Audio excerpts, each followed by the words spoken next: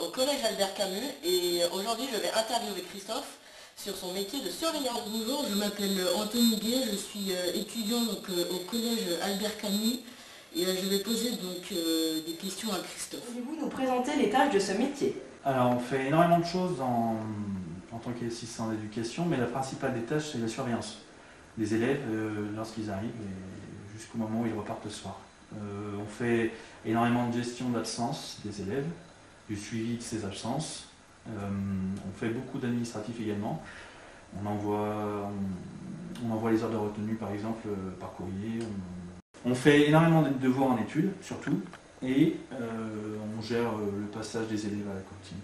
On fait aussi beaucoup d'autres choses mais principalement c'est ça. Voilà.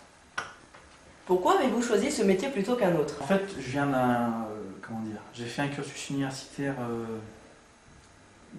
dans la recherche et dans l'enseignement. Et je voulais apprendre à connaître le milieu de l'enseignement, comprendre comment ça fonctionne, mais pas du côté élève évidemment, puisque j'ai été élève aussi évidemment, mais du côté professeur et savoir simplement comment ça fonctionnait, quoi. Voilà. Quels sont les attraits de ce métier? Les attraits de ce métier, il y en a évidemment plusieurs. Hein. J'ai fait beaucoup de métiers pendant que j'étais en études. Je travaillais dans la restauration rapide, la grande distribution, tout ça. Et ce sont tous des métiers physiques, qui sont bien en eux-mêmes, hein, mais c'est pas forcément des métiers simples. D'un point de vue physique, ce métier n'est pas physique. En fait, bon, les tâches vous les connaissez. Et donc c'est plutôt... Quelle étude faut-il pour être surveillant?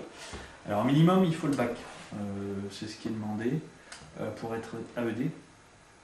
De toute façon tous mes collègues passent des concours, donc passent des concours ou sont dans un cursus universitaire, donc ils ont forcément le bac.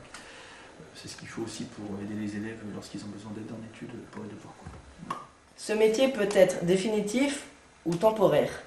Alors ce métier, il n'est pas du tout définitif en fait parce que on est dans le public et dans le public, on ne peut pas avoir plus de 6 contrats, je crois que c'est ça la règle, et donc on ne peut pas rester plus de 6 ans si je dis pas de bêtises. Dans le privé, on peut être en CDI si je dis pas de bêtises non plus, mais je crois que je connais des personnes qui sont dans cette situation. Quels sont les risques du métier de surveillant? Alors les risques du métier de surveillant, je dirais pas, il y a assez peu de risques, hein, voilà. Je vois deux choses, mais il n'y a pas vraiment de... C'est de se faire agresser par un élève ou par un parent d'élève. Mais depuis que je suis là, en tout cas, j'ai jamais rencontré de situation vraiment à risque, pour nous en tout cas. Quelle est la rémunération de ce métier?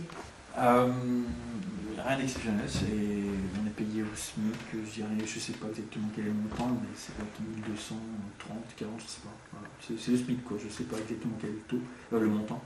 Mais par mois, ça représente ça à peu près 1230, 1240, je ne sais pas.